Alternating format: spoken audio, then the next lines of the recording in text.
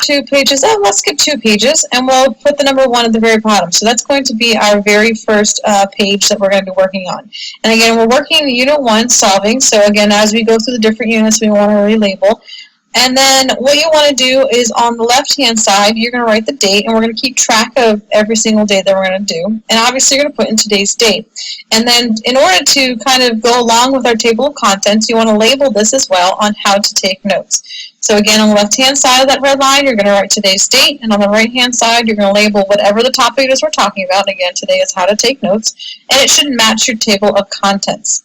So what we're going to be talking about today involves taking notes, and you're probably thinking about, well, how do I decide what's important when I'm listening to our videos, or what will I use these notes for? And we're definitely going to go over exactly what they're used for. And then how can I make this information stick? And it really comes down to the types of notes that you're going to be taking. So what I want to do with you today is work on strategies on how you're going to be taking notes. And as you go, please fill them in that notebook that you did there. The first thing that you want to do is take down keywords and concepts, not entire sentences. It's going to take you too long to write things down. Develop some kind of system that's going to work for you. This can include abbreviations or symbols, and maybe you want to write down a key somewhere, whether it be in the very back of your composition notebook or somewhere around there on the side, and that's going to make sense to you. And it doesn't have to be the same thing as your friend or your teammate there in your group, but just make sure it's something that makes sense to you so you can look back and be like, oh, okay, I remember what this is here. After you develop a system and you write down those keywords, the next thing you want to do is look for word clues. For example, if I say, these are the reasons why, that means I want you to list for something important, and then I'm going to go through and list them.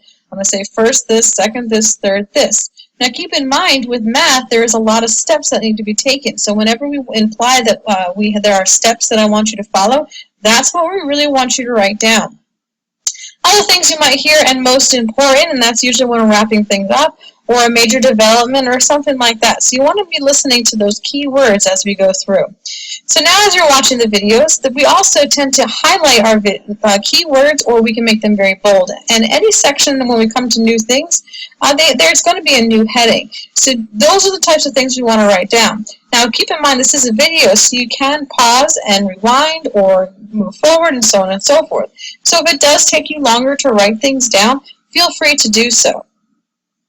And then since this is a math class, one of the most important things that you want to do are write down your examples. We're going to have so many examples as we go through these videos, and it's so important that you have them down because you then are going to use those the next day in class as for your warm-up and then the classwork for the day, and even then on the quizzes that we're going to be taking every week. So make sure you are doing those because they are very, very important.